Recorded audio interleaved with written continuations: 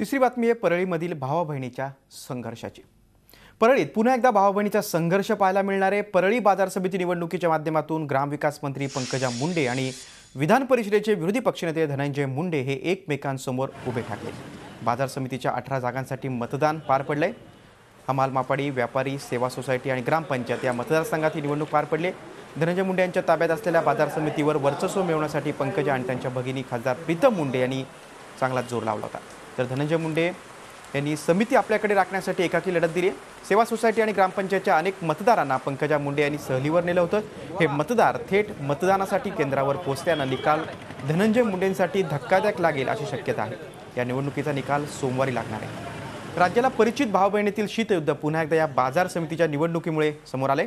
जिल्हा परिषदेवर अल्पमतात असताना देखील धनंजय यांच्यावर कुरघोडी करण्यात यश मिळवणाऱ्या पंकजा पुन्हा एकदा यशस्वी होतात का हे आता सोमवारी स्पष्ट होईल।